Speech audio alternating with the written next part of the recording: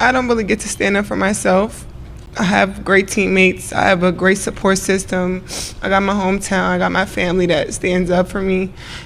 I don't really get to speak out on things just because I just try to ignore, and I just try to stand strong. I've been through so much. I've seen so much. I've been attacked so many times. Death threats. I've been sexualized. I've been threatened. I've been so many things, and I've stood strong every single time. And I just try to stand strong for my teammates because I don't want them to see me down and like not be there for them. So I just want them to always just know, like, I'm still a human. All this has happened since I won the national championship, and I said the other day I haven't had peace since then. And it sucks, but I still wouldn't change. I wouldn't change anything, and I would still sit here and say, like, I'm unapologetically. But sometimes you just want to live a normal life. Angel Reese was quite clear on her wish after having known the dark side of popularity. It might be their rookie year in the W, but the Sky No. 5 and Caitlin Clark have already established what their historic rivalry can do. Their stats speak for themselves, and fans love comparing them to each other. It's a fact that both players have brought more attention than ever before to women's basketball. But at the same time, while the players are not directly involved, fans on each side throwing vitriol at each other has caused harm. But a gymnastics star from Reese's alma mater has a possible solution.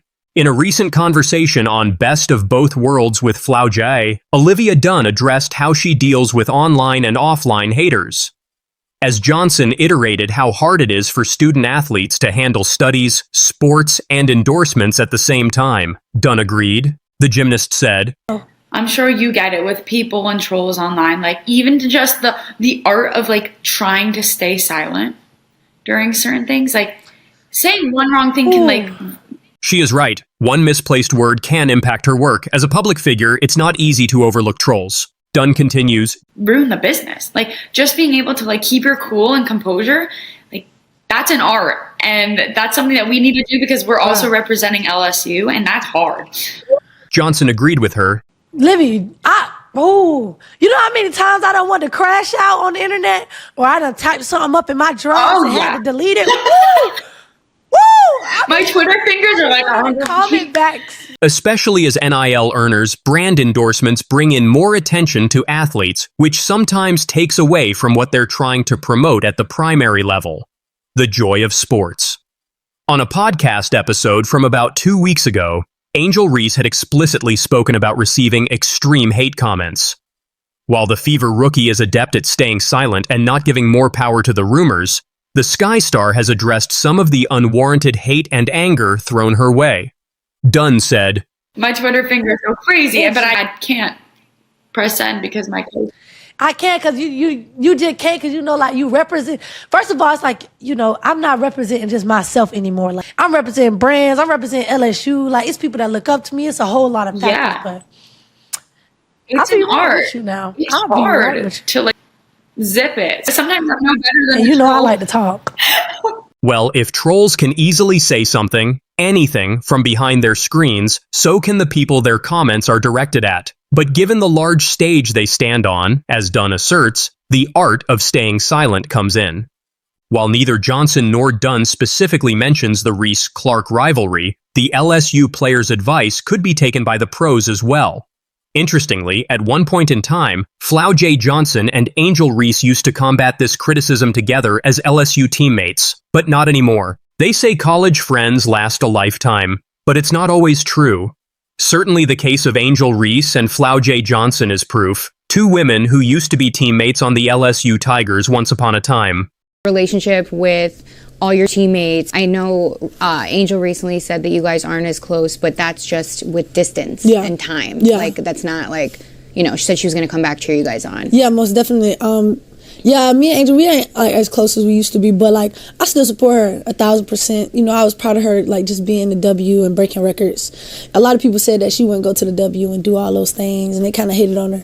But I kind of knew that because I seen it every day in practice. Like, you know what I'm saying? I seen the mentality that she has, so it's been dope. Let's see what Reese said on her podcast. Yeah, I still support Flau'jae. We aren't as close as we used to be. And there's no hard feelings or anything, but we aren't as close as we used to be. That's why people always expect us to like still be posting each other and stuff like that. But like we aren't as close. And I mean, it happens. I mean, you don't have the best relationships with everybody and don't always continue relationships with people. So I wish her the best always. I'm always going to support her. I'm going back to LSU soon just to be able to see them and support the girls. But yeah, there's no love lost, but we aren't as close as we used to be. The Chicago Sky forward clarified that there is no love lost between the two, and Reese even sent good wishes to Johnson when it was announced that she would perform at the ESPYs this year.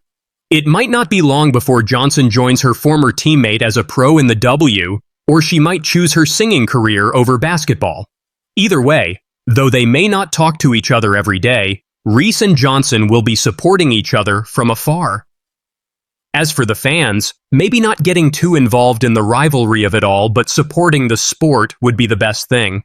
There are thousands of people on social media who are questioning this injury.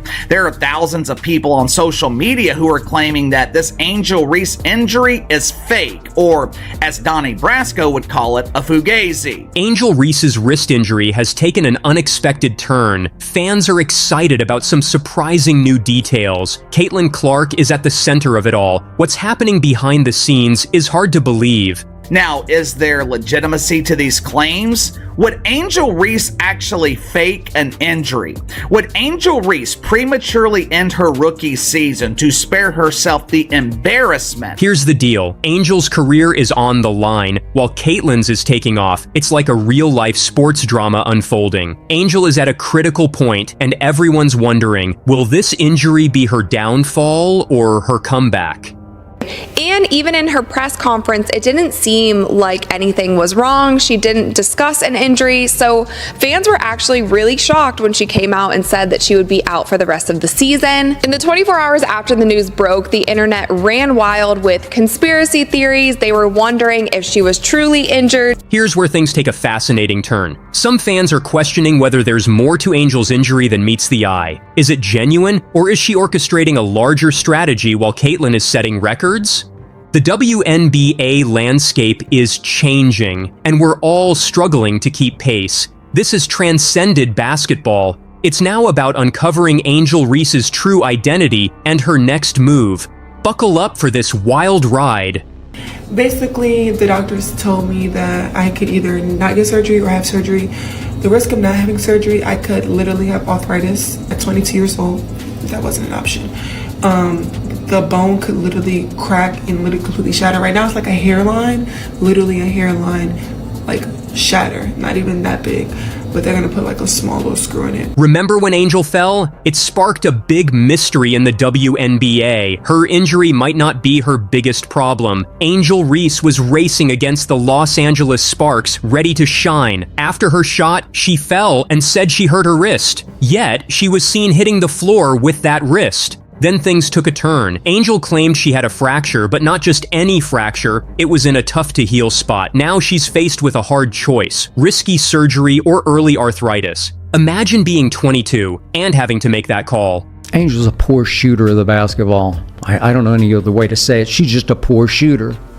And the Chicago Sky, at best this season, will be the 8th seed in the playoffs and probably get smoked by the Liberty first round. So what's the point? We've never seen official reports about this injury. Its details remain unclear, sparking fan curiosity. Is there more to the story? You might wonder how this impacts the Chicago Sky. Typically, losing a star player would hurt a team. Surprisingly, the Sky have continued as usual, with or without Angel. I also think it's going to be interesting to see how the Chicago Sky runs specifically their offense without Angel Reese on the court, because one thing that they have focused on this entire season through wins and losses is feeding the ball through Angel Reese. The offense has pretty much gone through her the majority of the season. It has worked in their favor in some ways, and it has caused some losses in some ways. And I also think that a player like Camila Cordosa, who was the number 3 pick in the WNBA draft, she has been pushed to the side, and Angel Reese has been in that spotlight. Let's simplify this. The Sky's playoff chances are slim, and Angel's absence isn't helping. The team is struggling either way. Now people are questioning if Angel is truly the game changer they believed. However, when it comes to play on the court, I think that Camila Cordosa hasn't been able to find her groove, and I don't think that the Chicago Sky have utilized these two players in the way that they probably should have, because I feel like they have a pretty big threat with these two if they use them properly. So hopefully, even with Angel Reese out through the rest of the season, they can maybe try some different lineups, try to run offenses a different way, and maybe figure out what will work best going into next season. But wait, there's more. Angel's teammates are starting to speak up, and it's not looking good. After a crushing 31-point loss to the Washington Mystics, Camila Cardoza didn't hold back. She called the performance embarrassing. Ouch. That's not just frustration, that's a teammate who's reached her breaking point. You might be wondering, is Angel really as upset as she appears? That's the key question. Some fans are looking closer and starting to think there's more to her injury than she's admitting. Is she using this break for another reason? Could there be a bigger plan we're not seeing? I'm still a rookie. I'm still figuring it out. Trying to figure things out. So if I am rookie of the year, God, thank you. You definitely won't be the rookie of the year. If I'm not, back to the drawing board, and I just want to win. Getting to the playoffs is something that I really, really, really want to do. So I'm looking forward to that. I'm not really thinking about rookie of the year. She's clearly thinking about it. It's evident on her face. She knows she might lose it. Just when the Angel Reese story seemed to peak, Caitlin Clark entered. She's not just playing basketball, she's changing the rules for newcomers. How is one player altering the WNBA so much? Saying Angel Reese is better than Caitlin Clark is saying Rodman was better than Michael Jordan, or Ben Wallace was better than Kobe, or even Andre Drummond was better than LeBron. And I shouldn't have to point out that Angel Reese is actually a poor defender. Let's discuss Caitlin Clark's impressive stats. She's averaging 23.4 points and 10.6 assists per game, leading the league. Remarkably, she's also made history. Clark is the first rookie to achieve 2 triple-doubles in a season. Amazing, right? The WNBA's black superstars should thank their lucky stars. For the record ratings, Caitlin Clark is detonating, even if new fans are mostly white fans. It doesn't matter what color eyeballs are. Clark's influence extends beyond statistics. The Indiana Fever, they're selling out arenas, both home and away. Fans flock to see Clark play. Each game turns into a showcase for her. Meanwhile, Reese isn't pleased. She's taking shots at Caitlin's fans. I think there's a lot of racism when it comes to it, and I don't believe she stands on any of that. But when you come, when it's behind your name, that's when a lot of people are like, oh, they think, oh, I don't like her because her fans are saying this. No, I don't believe in her heart that she has hatred towards me. And I'm sure she believes that I don't have hatred towards her, but I think her fan base has gone, I'm talking about like, it's a lot. It's a lot. Like, we see it all the time. I know y'all see it. Like, I literally saw something today that was like, You might be wondering how significant this is. Well, consider this. Clark's recent game against the Atlanta Dream drew viewers in droves. Its numbers rivaled NFL games, all within the WNBA. That's impressive, but it gets even better.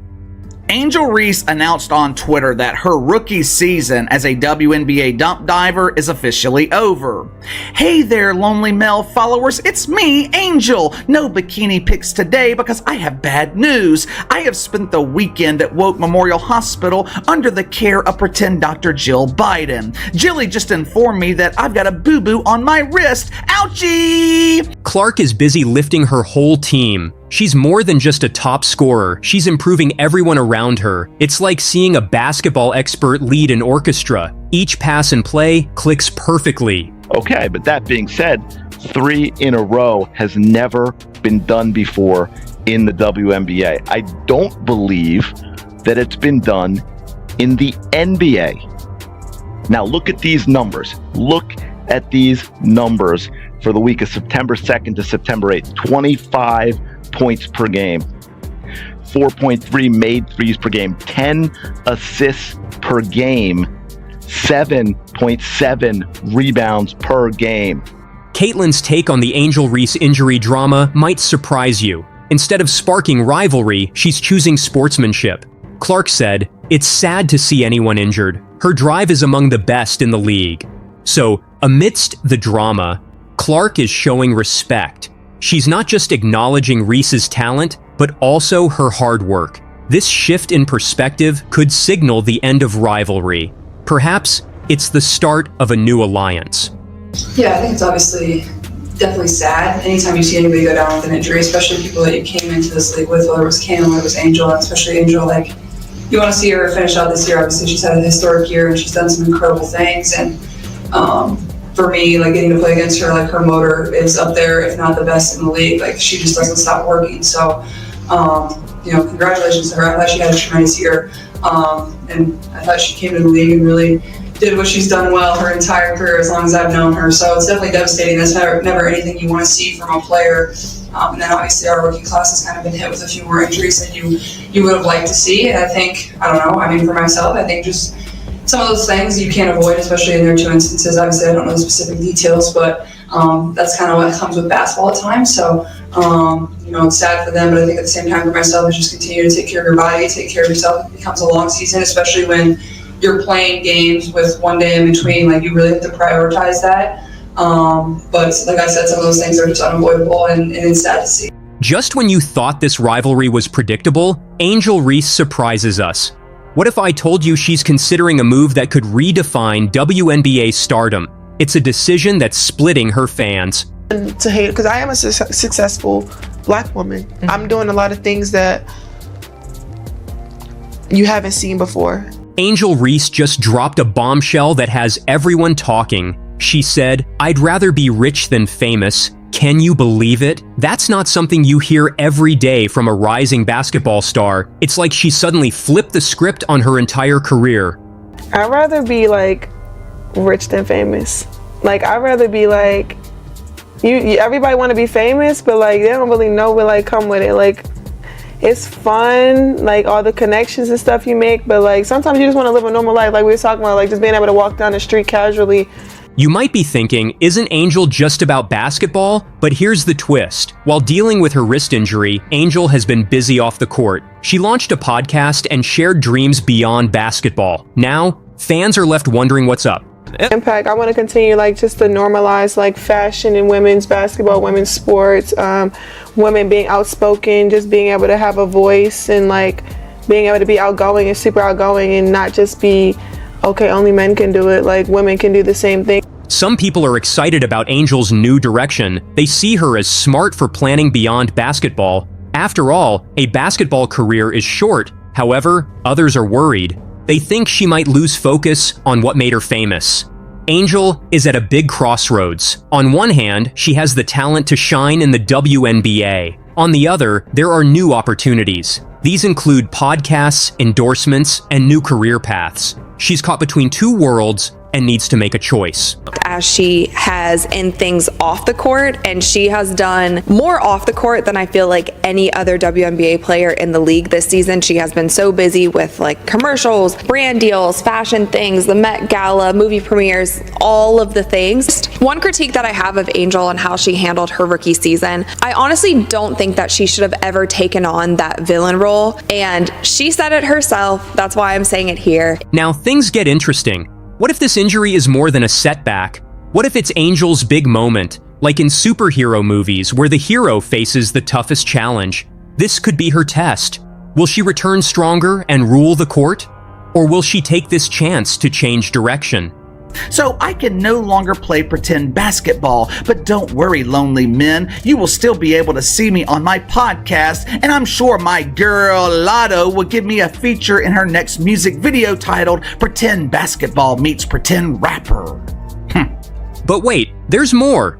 Angel isn't just deciding for herself, she's possibly changing the game for all WNBA players. Think about it.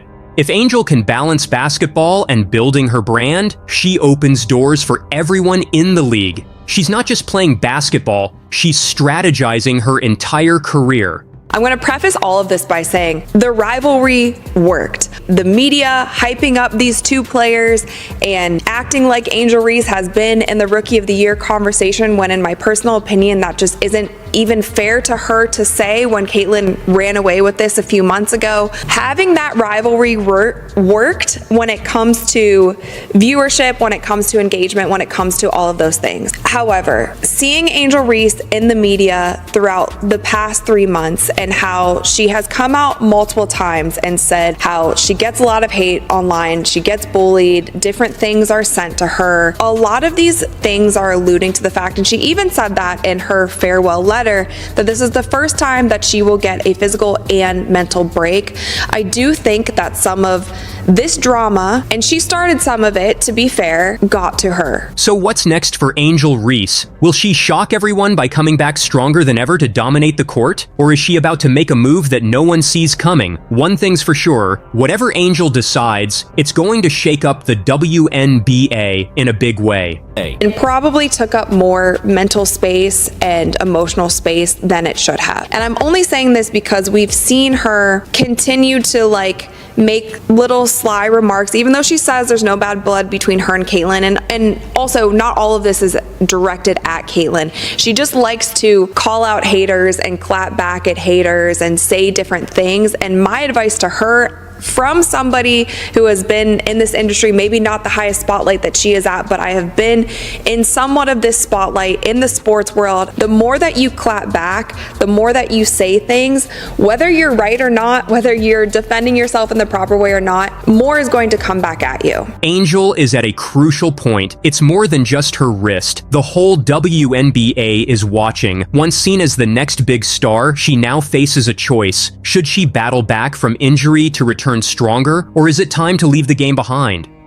The more that she says hey haters, it wasn't this, I'm this, it fuels those negative people to continue saying negative things about you. When she went on her podcast, in her first episode in her podcast, the title, I don't know if she changed it at this point because Caitlin Clark was also in the thumbnail of her video, but the title being addressing the Caitlin Clark drama. And while in that podcast she said that she respects Caitlin, she's sure that they'll play together, and I agree with her on all this. I'm not saying that she's lying about any of this, but when she then throws in, but Caitlin Clark fans do this, and this, just that little piece of information, just that little thing that you said is going to stir up more controversy and people coming back at you. Angel's choice isn't just for her, it's crucial for all WNBA players. If she succeeds off the court, it could change the game. So what's next? Will Angel surprise us and shine on the court again? Or is she about to make an unexpected move? Either way, it will significantly impact the WNBA. When Kennedy Carter hip-checked Caitlin, was that a basketball play? Absolutely not. Was Kennedy wrong? 100%. It was not as hard as people say, but it was everywhere. When Alyssa Thomas clotheslined Angel and took her out, that was worse than what Kennedy did. Facts. But where was the uproar? Tell me why. One's a villain. Who? The one who says she's a villain. What I'm saying is if Draymond right now gets closed by somebody, there's no uproar. Case of Angel Reese, who's just had to shut it down because of a wrist injury. Caitlin Clark, who's continuing to play. Rivalry that goes back to their college days, presumably, where I guess some trash talking entered in.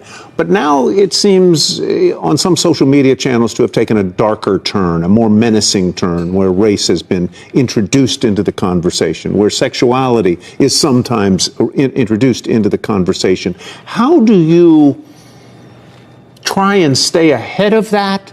Try and tamp it down or act as a league when two of your most visible players are involved, not personally, it would seem, but their fan bases are involved in saying some very uncharitable things about the other. Well, the one thing that's great about the league right now, we do sit at this intersection of culture and sport and fashion and music. Like the WNBA players are really looked at now as kind of cultural icons. True. And when you have that, you have a lot of attention on you.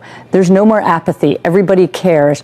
It is a little that Bird Magic moment, if you recall, from 1979 when those two rookies came in from a big college. WNBA Commissioner Kathy Engelbert is in hot water after comments regarding the rivalry between college stars Caitlin Clark and Angel Reese. What initially seemed like a routine media moment has quickly morphed into a firestorm, sparking intense conversations among players and fans alike. During a recent segment on CNBC's Power Lunch, Engelbert was asked how the league plans to navigate the less savory aspects of the rivalry, especially given the racially charged dialogue that has cropped up online. While she acknowledged the negativity, Engelbert shifted focus to the marketing potential, likening the rivalry to the legendary Magic Johnson-Larry Bird rivalry from 1979. With these two, but the one thing I know about sports, you need rivalry. That's what makes people watch. They want to watch games of consequence between rivals. They don't want everybody being nice to one another. So the social media is different today than it was in 1979 when it didn't exist. But, you know, I always tell the players, you know, I was told a long time ago, if someone's typing something in and you wouldn't ask their advice, ignore it. So it's a balance, but certainly from a marketing dollars, but corporate partners are stepping up to endorse these players much more so than they were. This statement is spreading across social media. Just look at what's Ken Swift's tweeted. WNBA Commissioner Kathy Engelbert on the toxicity that spawned from the Caitlin Clark and Angel Reese rivalry. Seems to me the WNBA media who keeps chastising the fans is running counter to what the commissioner wants. Let me know what you think. This is Me For Now reacted on Twitter. Honestly, the WNBA media knows that too, because they could diminish it, but they fuel the flame every single day. Pink Puma tweeted, "It's been clear from day one the league officials are trying to capitalize off of Clark, and the players and coaches are trying to ruin it." However, Engelbert's comments didn't sit well with many prominent WNBA players, particularly black athletes, who felt she glossed over critical issues. Connecticut Sun guard Flau'jae Carrington didn't hold back, expressing her disappointment that Engelbert missed an opportunity to confront racism directly. "It was eye-opening because of what we've experienced this season," Carrington remarked. "Some of it has been pretty sickening, and it should have been called out. The news is spreading like wildfire. Check out what our Female Athlete Network post on Reddit. WNBA players seemingly react to Kathy Engelbert's controversial Caitlin Clark Angel Reese comments. New York Liberty star Breanna Stewart echoed Carrington's sentiment, labeling the comments disappointing. Three-time WNBA champion Chelsea Gray took it a step further, voicing her frustration at the perceived downplaying of the racial undertones surrounding the rivalry. "There's a responsibility when you're in that position to address things head-on," Gray noted, suggesting Engelbert missed a crucial opportunity to confront these vital issues. "It's not enough to brush it aside." Engelbert's comparison to the Bird-Johnson rivalry has ignited further debate. While that iconic competition helped elevate the NBA, many feel that the comparison diminishes the complexities that female athletes, especially black women, face today, both on and off the court. There's a growing consensus that Engelbert should have taken a firmer stand against the racial attacks that have followed Clark and Reese's rise to stardom. The backlash has initiated a robust dialogue within the league, with players questioning whether the WNBA is doing enough to safeguard its athletes from the harsh realities of public scrutiny. Although Engelbert emphasized the rivalry's importance for the league's growth, the conversation has shifted dramatically. Players are making it abundantly clear that issues of race and respect deserve far more attention than mere marketing benefits. As this dialogue evolves, it remains uncertain whether Engelbert will issue a follow-up statement to clarify her stance. One thing is clear: the voices of WNBA players are resonating louder than ever, and they're demanding a more proactive approach from their leadership. The stakes are high, and the call for accountability is echoing throughout the league. This situation serves as a reminder that while rivalries can drive interest, they also come with the responsibility of addressing broader societal issues. The WNBA is at a pivotal moment, and how Engelbert chooses to navigate this conversation could have lasting implications for the league and its players. The players are ready to hold their commissioner accountable, emphasizing that the fight for equality and respect goes far beyond the court. Because the African-American lesbian players were going overboard in their racism and sexism on Caitlin Clark. Lynn and the WNBA had to send different videos et al. To the league to get this crap to stop, and the league has, for the most part, stopped. This shocking admission reveals the internal struggles that Caitlin Clark has faced, not just from the fans, but even from within the WNBA itself. It's hard to believe, but the racism and sexism directed at her were so rampant that the league had to step in. It seems on some social media channels to have taken a darker turn, a more menacing turn, where race has been introduced into the conversation, where sexuality is sometimes introduced into the conversation. How do you try and stay ahead of that, try and tamp it down, or act as a league when two of your most visible players are involved, not personally, it would seem, but their fan bases are involved in saying some very uncharitable things? This was the turning point when the conversations around Caitlin Clark's performance started moving away from basketball and into darker territory. Race and sexuality became the focus of an escalating controversy. One thing that's great about the league right now, we do sit at this intersection of culture and sport and fashion and music. Like, the WNBA players are really looked at now as cultural icons. True. And when you have that, you have a lot of attention on you. There's no more apathy. Everybody cares. It is a little that Bird Magic moment, if you recall, from 1979 when those two rookies came in from a big college rivalry, one white, one black. And so we have that moment with these two. But while Engelbert tries to frame this as a historic rivalry moment, it's far from that. The issues surrounding Clark and her competitors aren't just about sports. It's a reflection of the larger problems in the league. Well, I mean, might as well. Caitlin Clark, they got their ass beat last night. But, man, Charles Barkley said this a couple days ago, that the WNBA could not have effed this up more. Kathy Engelbert, who is the commissioner, is facing criticism from members of the Players Association for not condemning racism and homophobia, which was, of course, and inevitably tied back to Caitlin Clark. Barkley lays it all out. This was a failure on multiple levels, and now Clark is at the center of it all.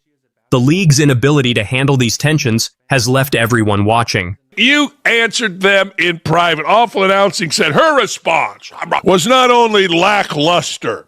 Oh, really? It lacked of any substance. Well, so what? She's right. This is months ago, you idiots at Awful Announcing. What are you talking about? Engelbert's word salad reply. Even media outlets are calling out the league's inability to tackle these issues head on.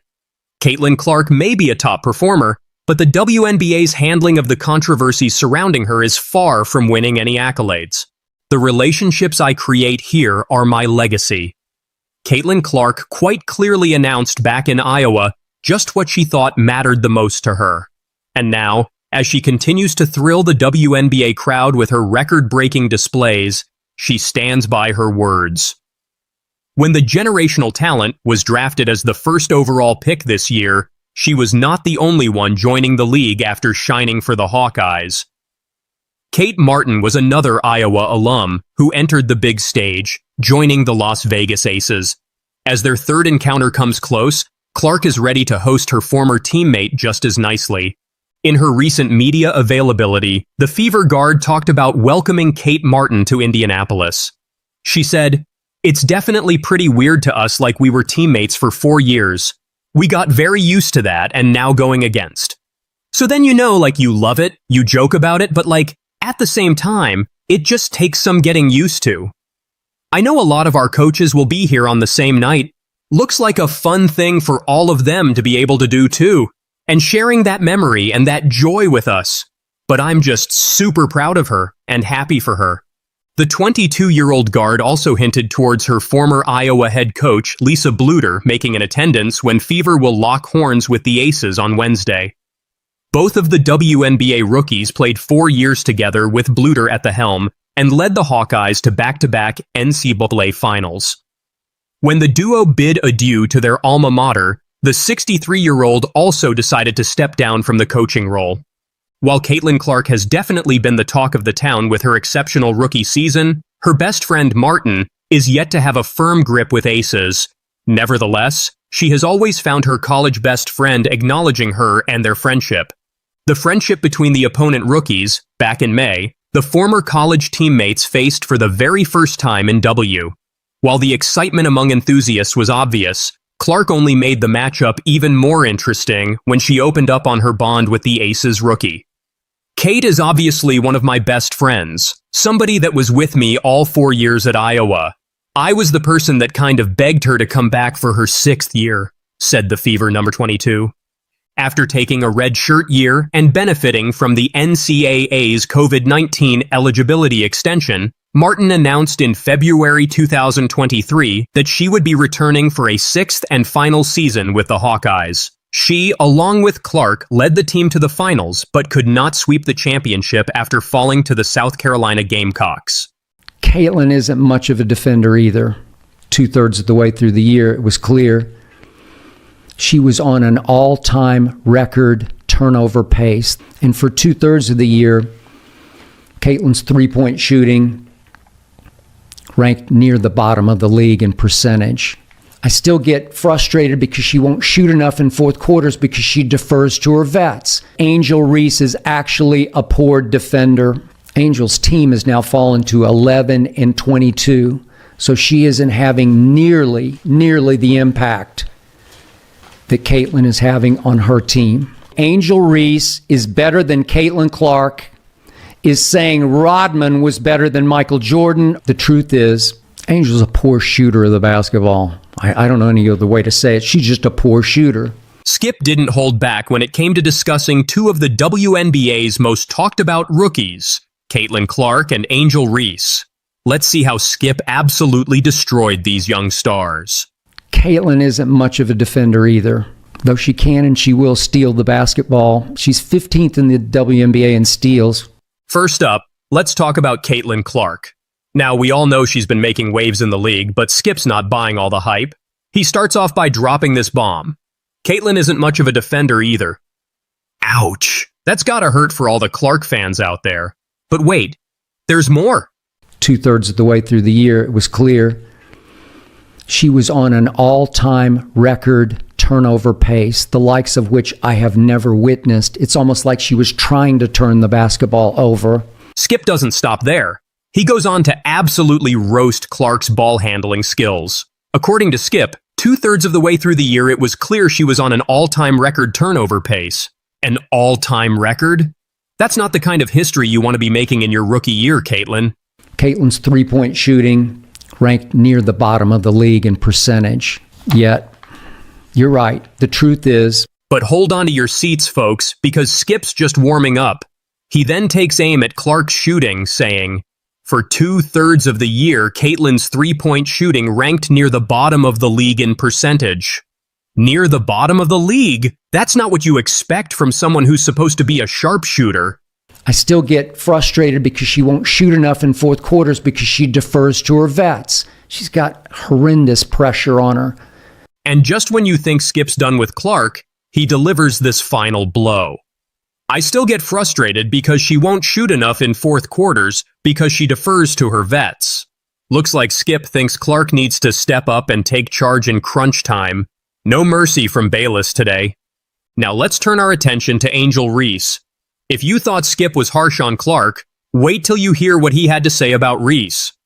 Angel Reese is actually a poor defender, Brittany. Right out of the gate, Skip drops this bombshell.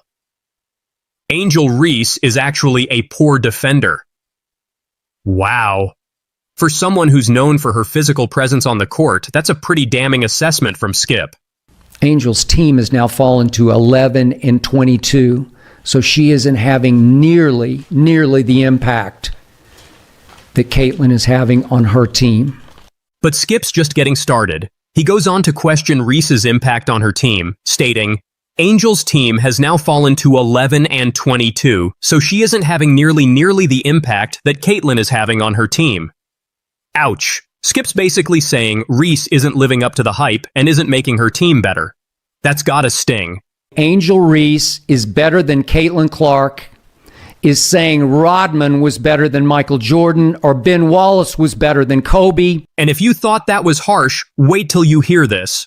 Skip actually compares the idea of Reese being better than Clark to saying Rodman was better than Michael Jordan. Talk about a brutal analogy. Skip's basically saying anyone who thinks Reese is better than Clark is out of their mind.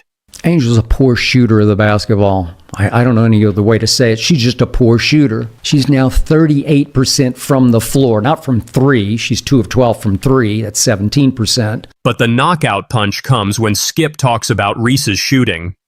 He doesn't mince words here, folks.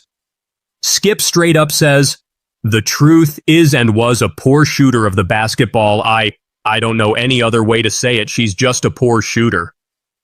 No sugarcoating there. Skip's calling it like he sees it, and he sees Reese as a liability on offense.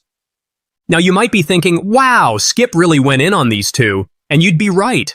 But here's where things get interesting. Despite all these criticisms, Skip actually ends up praising Clark quite a bit throughout the rest of the segment. He calls her a once-a-generation passer, and even suggests she could be pushing for MVP. So what's the deal? Is Skip playing both sides?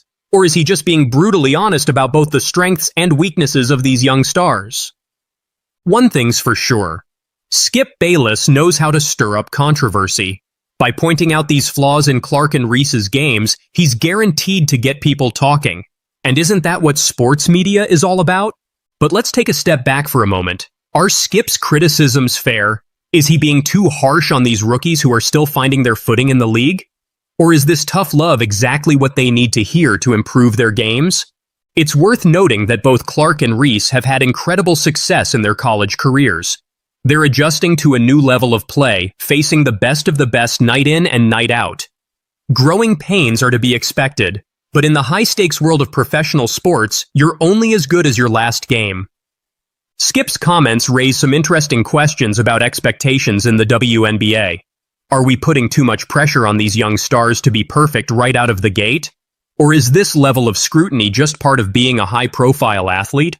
One thing's for certain. Both Clark and Reese have shown flashes of brilliance in their rookie seasons. They've also both shown areas where they need to improve. That's the nature of the game. Even the greatest players have aspects of their game they need to work on. So, what do you think? Did Skip Bayless go too far in his criticisms? Or is he just doing his job by providing honest, unfiltered analysis? Are Clark and Reese getting a raw deal? Or do they need to step up their games? Whatever your opinion, one thing's for sure. The WNBA is more exciting than ever with young talents like Clark and Reese in the league. And as long as there are players making waves, you can bet Skip Bayless will be there with his hot takes, ready to stir the pot and keep us all talking. Caitlin Clark's second triple-double also makes her the third player in WNBA history to finish a game with 20-plus points, 10-plus rebounds, 10-plus assists, 3-plus STL. This tweet alone shows how Caitlin Clark continues to make history. In tonight's game, she once again showcased why she's one of the most dynamic rookies the league has ever seen. If an argument for Caitlin Clark as the MVP had to be made, there are undeniable factors supporting it. Indiana Fever has gone from winning a dozen games last season to 18-16, improved to a 500 and are real playoff contenders. Meanwhile, Clark's picking up 3-point and assist records as a great passer and helping her team. So when the star rookie recorded her second career triple-double tonight, she aided Aaliyah Boston in making history herself. Not to be underscored, Boston had an impressive outing that puts her in league with WNBA titans like Lisa Leslie and Brittany Griner. Indiana Fever toppled the Los Angeles Sparks 93-86 with Aaliyah Boston recording a monster double-double with 24 points, 14 rebounds, and 4 assists, going 62.5% from the field. She's now only the third player in WNBA history to have multiple games in one regular season with 20-plus points, 14-plus rebounds, 4-plus assists, and 60% field goal percentage. The only others who have accomplished this are Lisa Leslie and the one who Boston recently clashed with, Brittany Griner. Caitlin Clark notched the second triple-double of her career, 24 points, 10 assists, 10 rebounds in this game. She's the only rookie to do it twice in the league. She also made 4 threes and had 3 steals. She got her first triple-double in July over New York Liberty.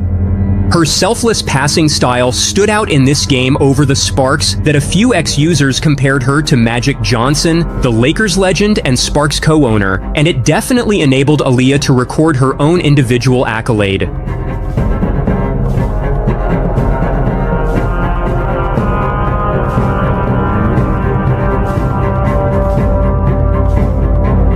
Or Tibby Fat Binlay.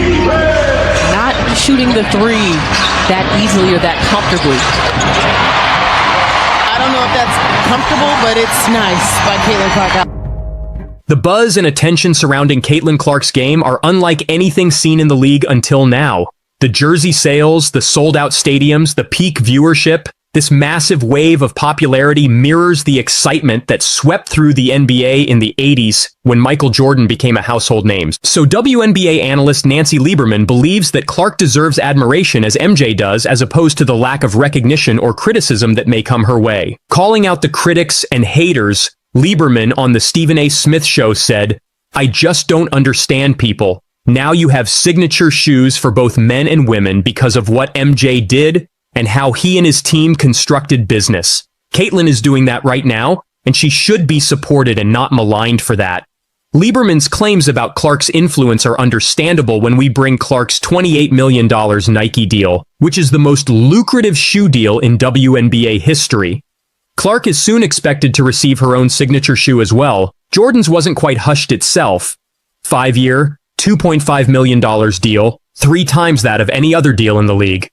Thus drawing parallels, Lieberman continues on to say that it is jealousy that is driving the lack of support toward Caitlin Clark as previously observed towards other notable players like Jordan or Tiger Woods. It's not a Caitlin thing, it's a people thing. I mean, people were so jealous of Michael Jordan back in 1984. UNC Chicago Stadium was half empty prior to him arriving. The stadiums were filling up then. TV wanted him and the Bulls on every game, she says.